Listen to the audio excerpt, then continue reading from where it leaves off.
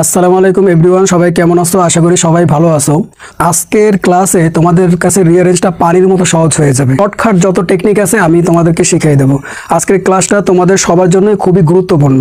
হ্যাঁ, আর রিঅ্যারেঞ্জ করার আগে তোমার প্রতিটা রিঅ্যারেঞ্জের অর্থাৎ প্রত্যেকটা স্টোরির গল্পগুলো তোমার বাংলাটা একটু দেখা উচিত। ঠিক আছে, বাংলার যে অর্থটা, ওই অর্থটা তোমার একটু দেখা উচিত।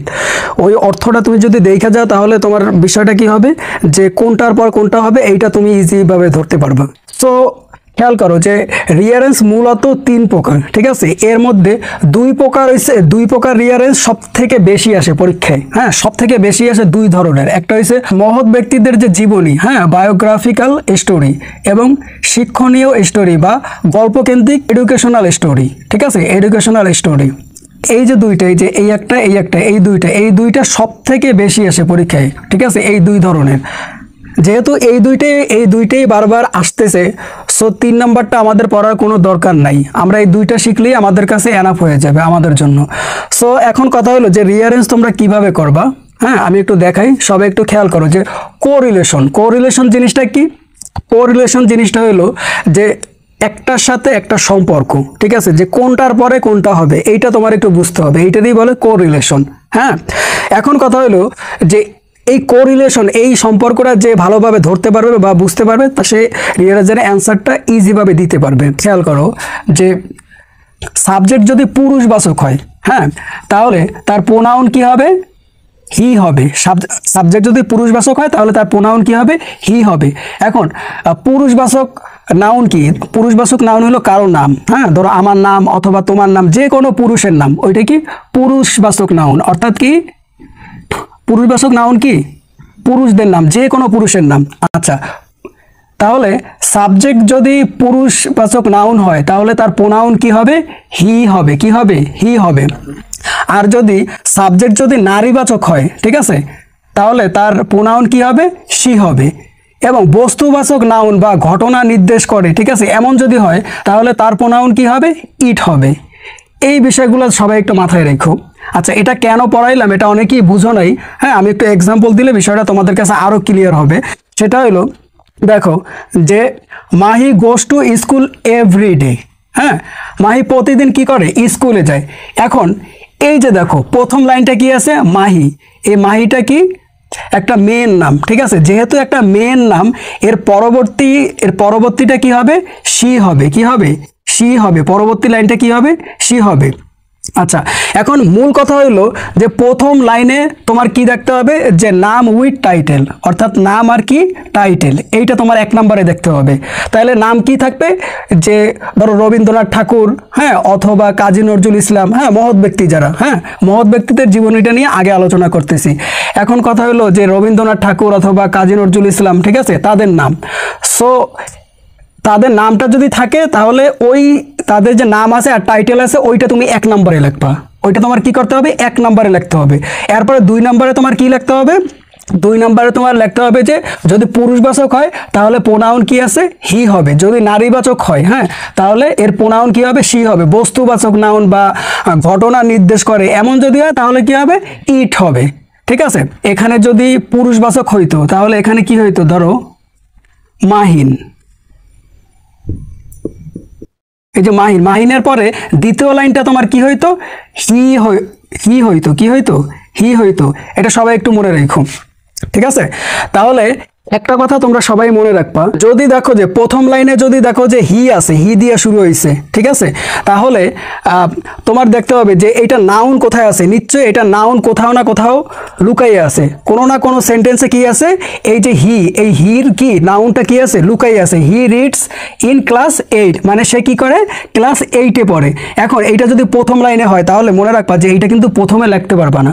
প্রথমে তোমার লিখতে হবে যে এই যে হি, হ্যাঁ, এই হি এইটার একটা নাউন আছে, এটা কিন্তু প্রোনাউন। এই প্রোনাউনের একটা নাউন আছে, ওই নাউনটা কোথাও না কোথাও লুকাইয়ে আছে। নাউন মানে কি? নাম। ঠিক আছে, ওই নামটা তোমার একটু খুঁজতে হবে। খুঁজা তারপরে তোমার ওইটা 1 নাম্বার লাইনে লিখতে হবে। আশা করি বুঝতে পারছো, 1 নাম্বার লাইনটা আশা করি সবার কাছে ক্লিয়ার হয়েছে, ঠিক আছে।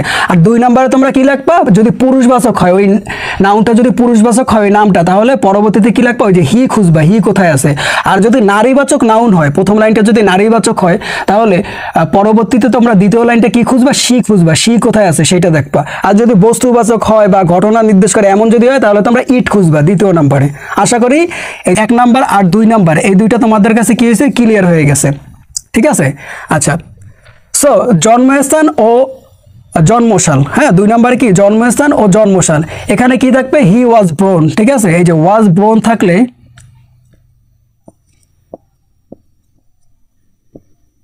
ওয়াজ বোর্ন থাকলে ওইটা তোমরা দ্বিতীয় লাইনে নিয়ে আসবা, বুঝতে পারছো, আশা করি সবাই বুঝতে পারছো। এরপরে 3 নাম্বারে তোমার কি থাকবে, যে ফ্যামিলি বা ভাই বোনদের কথা, অর্থাৎ ওই যে মহৎ ব্যক্তি, ওই মহৎ ব্যক্তির অবশ্যই ফ্যামিলি আছে, ওই ফ্যামিলি সম্পর্কে কি লেখছে তুমি ওই লাইনটা তুমি একটু খুঁজে বের করবা।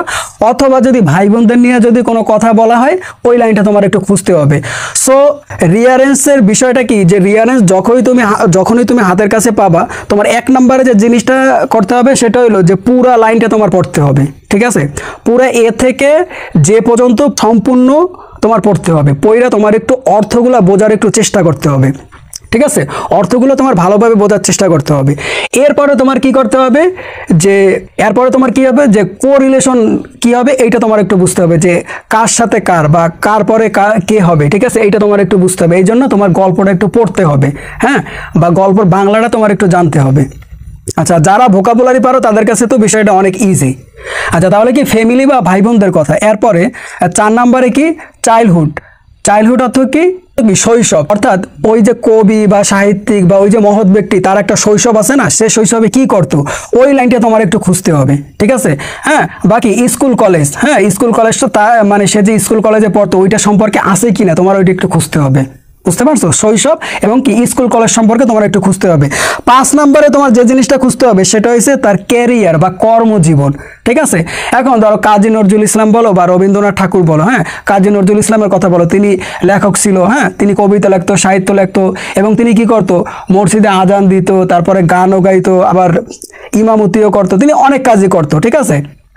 সো ওই রকম যদি হয়, ধরো ক্যারিয়ার বা কর্মজীবন, এইটা তোমরা কয় নাম্বারে লিখবা, 5 নাম্বারে লিখবা, ঠিক আছে।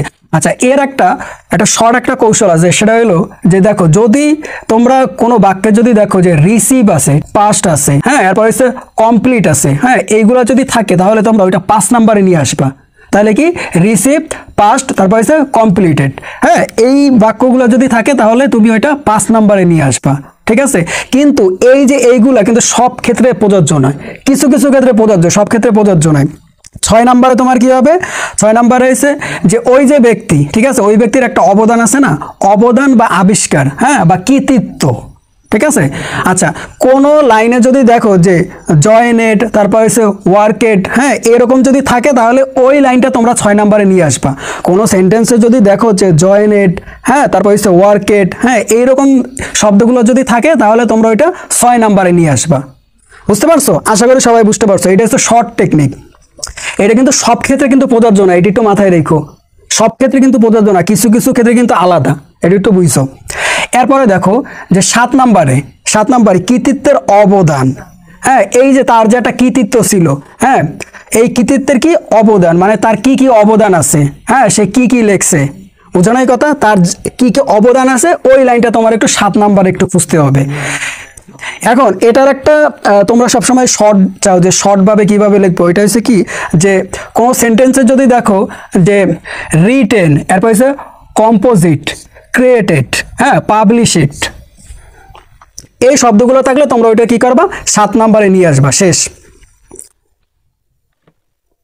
এরপরে দেখো যে 8 নাম্বারে কি, তার মৃত্যু, ঠিক আছে, অর্থাৎ ওই যে কবি বা সাহিত্যিক বা ওই যে মহৎ ব্যক্তি, ঠিক আছে, এই যে এই মহৎ ব্যক্তির মৃত্যু, হ্যাঁ এটা তোমরা লিখবা কি 8 নাম্বারে লিখবা। তাহলে ওইটা কিভাবে লিখবা, যদি দেখো যে ডাইট আছে, তারপর হচ্ছে কি ডেট আছে, তারপর হচ্ছে বুরিট আছে, হ্যাঁ এই শব্দগুলো যদি থাকে, তাহলে ওইটা তোমরা 8 নাম্বারে নিয়ে আসবা, বুঝতে পারছো। তাহলে কি ডাইট, তারপর হচ্ছে কি ডেট, তারপর হচ্ছে বুরিড, হ্যাঁ এই শব্দগুলো যদি থাকে, তাহলে ওইটা তোমরা কি করবা, শেষে নিয়ে আসবা, অর্থাৎ 8 নাম্বারে তোমরা লিখবা ওইটা। যেমন আমি একটু এক্সাম্পল দিই, যে হি ওয়াজ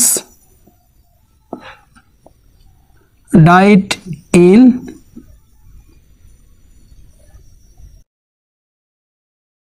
19 জানুয়ারি 8। ঠিক আছে, এরকম। তাহলে এখানে একটু খেয়াল করো, হি ওয়াজ ডায়েট ইন 19 জানুয়ারি। হ্যাঁ, এই যে এখানে দেখো, এই যে ডায়েট অথবা থাকতে পারে যে ডেট থাকতে পারে বা বুরিড থাকতে পারে। হ্যাঁ, এই শব্দগুলো যদি থাকে ওইটারে তোমরা কি করবা, 8 নম্বরে লিখবা। আশা করি সবাই বুঝতে পারছো। এরপরে তোমরা একটু দেখো যে এতক্ষণ দেখাইছি যে মহৎ ব্যক্তিদের, ঠিক আছে, মহৎ ব্যক্তিদের অর্থাৎ ব্যক্তি কেন্দ্রিক দেখাইছি। হ্যাঁ, এখন হয়েছে তোমার হয়েছে গল্পকেন্দ্রিক। গল্পকেন্দ্রিক রিয়ারেঞ্জ যদি আসে তাহলে এইটার আসলে ওইভাবে এই মানে এই যে মহৎ ব্যক্তিদের, হ্যাঁ, ব্যক্তিকেন্দ্রিককে তোমাদের যেভাবে দেখাইছি ওইভাবে শর্টকাট টেকনিক নেই। হ্যাঁ, তোমার কিন্তু পুরোটা পড়তে হবে এবং বুঝতে হবে। এখন হলো গল্পকেন্দ্রিক যদি স্টোরি আসে, অর্থাৎ গল্পকেন্দ্রিক যদি রিয়ারেঞ্জ যদি তোমাদের আসে, তাহলে তোমরা প্রথম লাইন অর্থাৎ ফার্স্ট লাইনে তোমরা কি লিখবা। দেখো, ফার্স্ট লাইনে যদি এমন দেখো যে দেয়ার লিভড, হ্যাঁ, ওয়ান্সে আপন এ টাইম, তারপর হচ্ছে ওয়ান্সে দেয়ার লিভড, হ্যাঁ, many years ago, long ago, long ago, এই শব্দগুলো যদি থাকে তাহলে ওইটা ওই যে গল্পকেন্দ্রিক স্টোরির ফার্স্ট মানে 1 নম্বরে তুমি লিখবা। বুঝতে পারছো, 1 নম্বরে তুমি লিখবা।